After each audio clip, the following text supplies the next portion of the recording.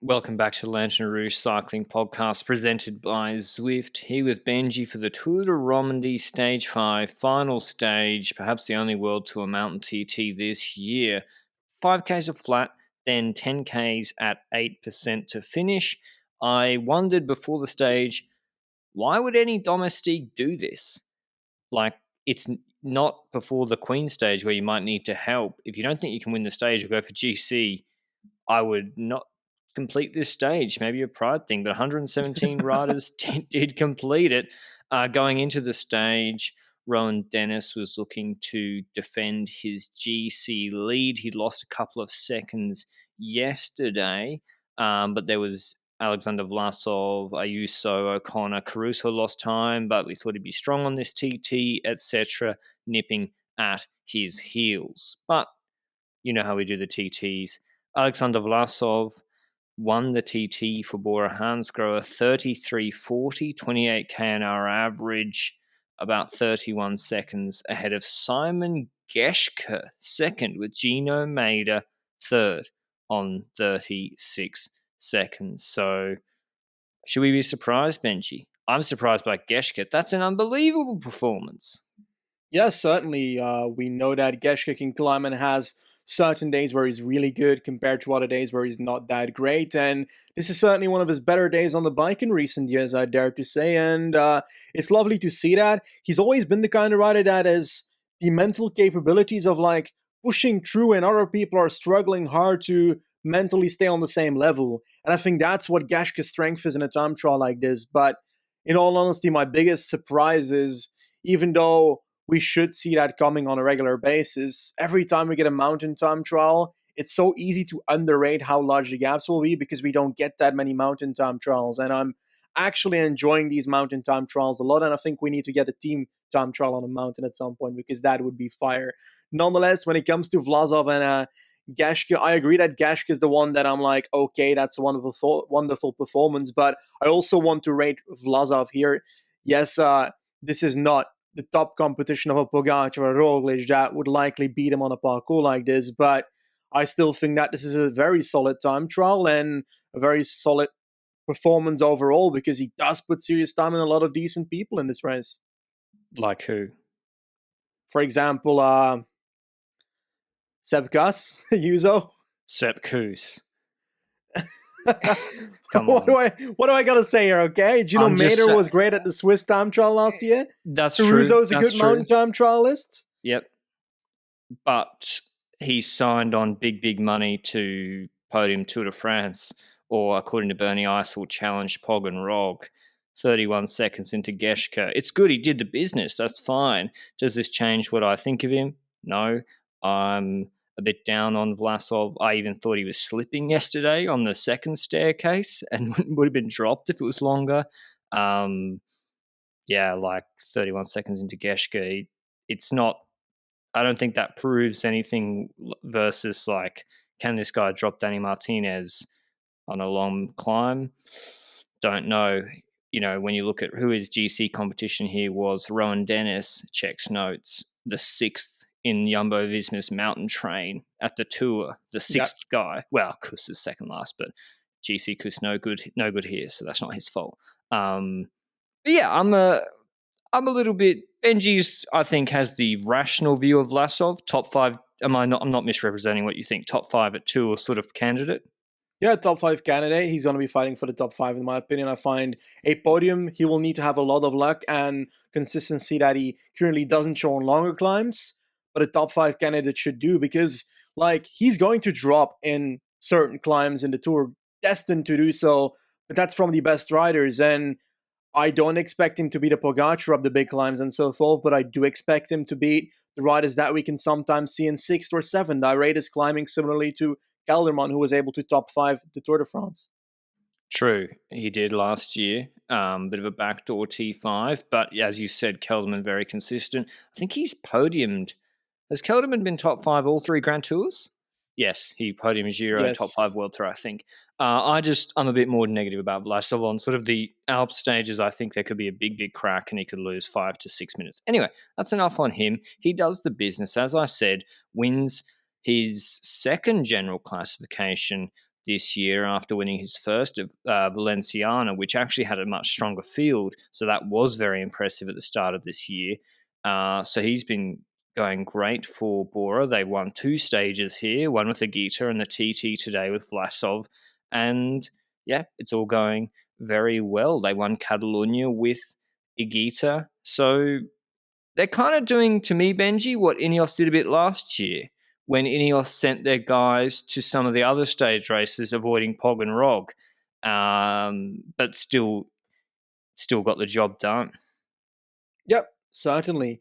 Now, I don't know. I've got a feeling that you're right about that aspect, is that sending their riders to the right races to avoid those Slovenians, but I also disagree that they've been avoiding a Roglic and Pogacar necessarily the entire way, because they had Roglic in Basque Country. He just was not in great form, for example. So that's one of those aspects. I think Vlasov was against Roglic as well at Paris-Nice, so that aspect's there as well. But I want to bring it to a different team now. When it comes to Ineos, we see that Thomas is in this time trial on a 13th spot. Lap a bit disappointing in my opinion on 18th spot. We expected more based on a Catalunya performance, for example, and I just expected a bit more when it comes to his climbing performance today. But I think I kind of expect too much from youngsters like Ayuso and a Plap, like in some races, because I'm always hyped when I see them progress so much in a small amount of time, and then you tend to like want that every single time. Is that too early in their career to get that consistently? Exactly. Like they're 20. I don't know how old Ayuso is. Plap's 21. I think I'm very guilty of underestimating how hard this climb was and how low the average speed would be. I did say I'd be a bit more bullish on Denison Plap if it was 5 to 6%. This was 8.5% average, I think, or 8% average for 10Ks. So that's steep. And so they averaged 28 with the flat beforehand.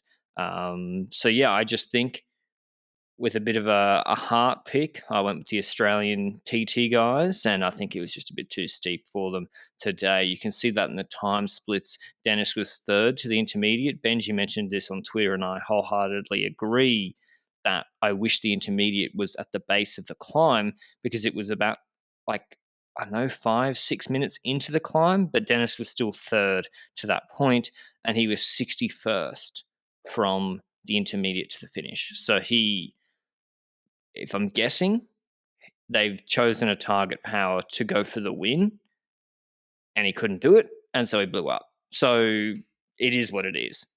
Anyone else that picked out impressed you, Benji? Rain Tarame, another one for me. What about Thibaut Pinot? Certainly a great performance, and I think it's kind of the situation where he got that win in Tour of the Alps after losing the stage before to Lopez, and it feels like that has kind of freed him. And I like seeing him perform better and better, and I hope that he can keep this up so that they can get something out of him for the Tour de France. I'd love for him to win a stage at the Tour de France, for example. I do remember that at the press conference at the start of the year, they were aiming for a podium with both Gaudu and Pinot. I never really saw the options of that remotely happening. But I do see this Pinot being able to compete for a stage win at the Tour de France, and I'd love to see that. Definitely, if you put this Pinot in the first week of the Giro, he wins the stage. Like it's pretty simple, I'd argue. He's definitely a competitor for a stage at the Giro. So in the Tour, it won't be as easy, but I do expect this form Pinot that we've seen the last 2 weeks to be able to do something at the Tour de France, which is fun to see, I'd argue. And it's a rider that you kind of want to root for. I remember the days when he crashed in the 2020 Tour de France, when you were like very, very sad. You're so sad about him crashing in that Tour de France. I wanted Pinot to win 2019 Tour. That's a bit of me died since then. I mean, yeah, him and Dumoulin coming back. I think he's going to go for top 10 GC of the Tour, Benji. I don't think he's going to go for stages. You know it's going to happen. I just don't think anything different. I should have been remiss. I've not actually done the top 10 on the TT. Vlasov, 31 seconds ahead of Geschke, 36 ahead of Maida. Big gap. 1 minute and 4 ahead of Caruso and Krooswijk. Pinot, who we just mentioned, on 107. Tarama and Ayuso, 125. Koos, 126. O'Connor, 140. I think O'Connor's the one I would have expected more of actually, Benji. Like in Yeah. a La Molina, in a Hmm. 10K 8% finish in these sort of conditions in a road race, I wouldn't expect Vlasov to put over 90 seconds into O'Connor. You know who was first at T1? Vlasov. I think his flat TT is absolutely dialed, and that's what's Yeah. really underrated about him. Thanks as always to Zwift for supporting the Lanterne Rouge Cycling podcast. As I've said, they make your online cycling training fun. They have for Benji and myself. If you want to check out Zwift, you can go to zwift.com for a free 7-day trial through the link down below, and maybe follow them on Instagram as well to be kept abreast of the news happening with Zwift, which there's some pretty big news coming this year with Zwift. Before we get to Israel, who I honestly don't have too much to say about here, I want to mention the youngsters that I feel like have gone under the radar a bit. Tiberi is one of those riders that is a decent climber, and in these time trials is also pretty damn good. But he wasn't there in GC necessarily this time around, but he did do a proper 17 spot at this time trial. So this man is someone you can work with at the age of 20 for Trek Segafredo, and I hope we can see him improve and improve in the coming years as well. But I want to shine a light on a guy that has been very consistent in the races he's ridden so far this year, especially in the latter few. For example, he came 15th in Tour of the Alps, got 2 top 10s there, and he started this Tour de Romandie with 15th in the prologue and got a 5th place, and then also a top 20 on the mountain stage. That is Sean Quinn from EF, 21 years old, and I feel like he's the one rider that has gone completely under my radar for the entire year. And I kind of started noticing him during Romandy. Did you have like a feeling about him before Romandy started, or is it also one of the first times you see him? Oh, I didn't think he'd do this well, but I thought it was a good pickup by EF because 8th in Wallonie last year, I Mm-hmm. think, whilst on Steel Hagens. And this guy was on Hagens very young at, I think, my maths correctly, 19, 18 years old. It's when it was Pro Conti originally. Did a stagiaire with Quickstep in 2020, didn't work out. Went back to Hagens, and he's already had a shot in the door with a European team. Now going back to an American team, and then luckily for him, EF picked him up. He got good results last year. He won a Portuguese one-day race against some Pro Conti guys as well at about, he's about to turn 22, so he was 21, 20. And yeah, doing really, really well. He was, I think Benji in the UA tour, he was also pacing on her feet or Jace. I think he's the guy who messaged me on Instagram who was in the thumbnail of the Pogacar when Pogacar sent Mikkel Berg forward to wind it up. He was trying to slow pace or tempo for Bissiger. But yeah, he's doing really, Oh, really okay. well. Jonathan Vaughters shared his deadlift PB on Twitter unannounced today. So that's probably going to get all the headlines over there. But yeah, GC at Romandie. Vlasov takes it by 50 ahead of Mader. Mader inconspicuous in this race. Didn't actually see that much of him. Yeah. Geschke third on 55 seconds. Ayuso fourth. O'Connor fifth. Caruso sixth. Kreuzweig actually goes ahead of Dennis. Dennis and Plapp eighth and ninth. Ina Rubio 10th. Steph Crash 11th. Geschke 325 UCI points for Cofidis, who are above Israel. I don't know what Simon Geschke's earning. I'm telling you, it's not that much. The guy's 35, 36. He hasn't won a race since 2017. Still a good rider, but he's won 3 races in his career. It was a tour stage. Froome, Fulsang, Woods. I shudder to think what they're earning, but the best Israel rider was 17th. Woods on a soft GC field for a World Tour race, and they've even had Steph Crass for Lotto Benji beating all 3 of those. It's not good, and that's a huge 325 points, Benji. That's like another 30% of the margin. Maybe I'm too obsessed with it, but yeah, I think Lotto are going to overtake Israel, Benji. I think it's possible. I think I also think it's possible, especially knowing how far Israel has fallen in that point system recently. If that continues, it's definitely going to keep up the same way. And I've got a feeling that the youngsters at Lotto, like Steph Kras and so forth, he's actually doing quite well throughout the season, like top 20s in Paris-Nice, in Andalusia. Those are UCI points, but not necessarily the top points. So if he can dial that up a bit, get into a top 10 somewhere, like a Tour de Pologne and so forth, that's the points they can use there. But to be honest, like, you're right, this is a low GC field. And to see that Israel is so bad at scoring points here, and their riders that should be scoring points in their World Tour races, like Woods and a Full Sang, are doing so badly at the moment, then it's so hard to guess where they can score points in the coming week. So let's see how much they evolve before they get to their season goals. I think Full Sang, you said that the Vuelta fit him, but are they even going to send him to the Vuelta? It looks like he's set for the Tour de France, just like Woods. So, yeah, what can we say about that? Not much, really. I think they need Hermans back. Hermans and Berwick, they're a good pairing in Arctic race. Hermans, Berwick, target 2.pros, 2.1 shorter GC races, and try and get both those lads in the top 5 of those. Hermans has got a good track record in those races. But wrapping up Romandie, Benji, we won't have time for Eschborn Frankfurt because it finishes in about an hour. And as we've said ad nauseum, we are going to Budapest. I'm driving to Barcelona very shortly afterwards. But yeah, any last thoughts on Tour de Romandie?